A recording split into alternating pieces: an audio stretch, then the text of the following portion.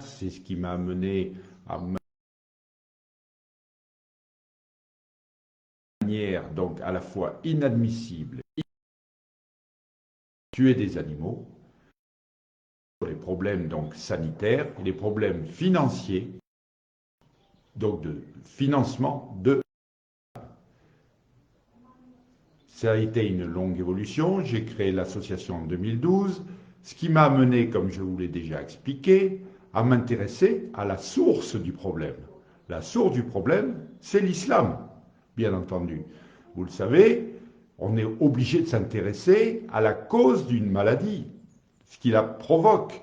Cette maladie, c'est le halal, mais le halal, c'est la charia, la loi islamique, et derrière la loi islamique, il y a bien sûr l'islam. Alors bien sûr, nous sommes à une époque où on fait des distinguos entre l'islam politique, etc. Mais il n'en demeure pas moins que ce sont dans les textes coraniques qu'on trouve le problème.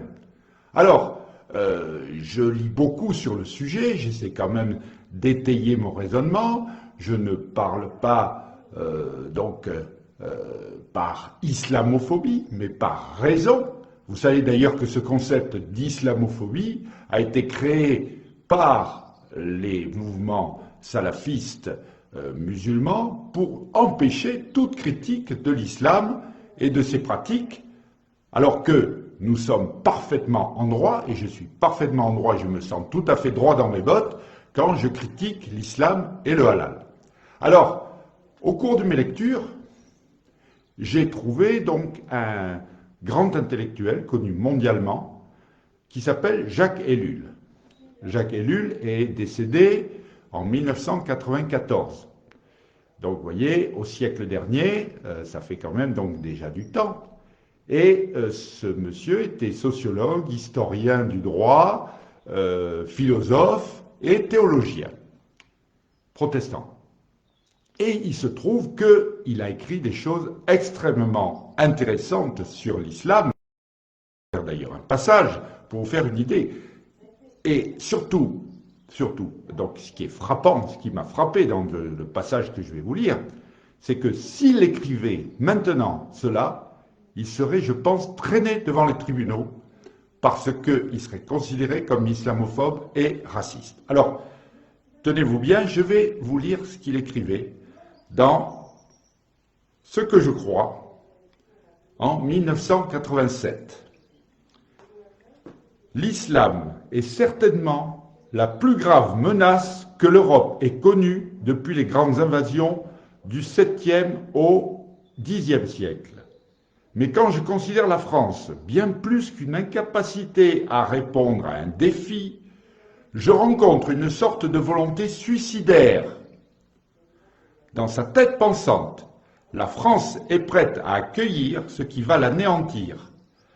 La France est folle d'amour pour ce qui va l'égorger. L'égorgement, ça vous dit quelque chose, chers amis? N'est-ce pas le halal? Bien entendu. Donc voilà ce qu'écrivait, donc en 1987, un homme qui n'était pas un imbécile, qui était un chercheur, qui était un penseur, et qui avait donc un raisonnement derrière sa prise de position.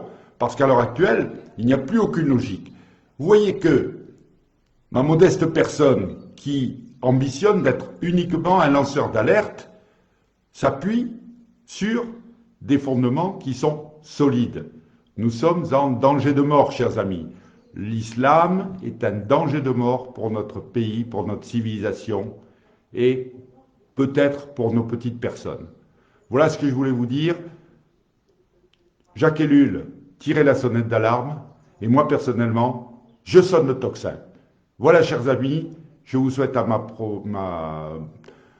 une bonne soirée et donc je vous donne rendez-vous pour ma prochaine vidéo qui sera vraisemblablement mercredi prochain. Bonne soirée, à bientôt et gardez le moral parce qu'il y en a besoin dans ces temps un petit peu difficiles.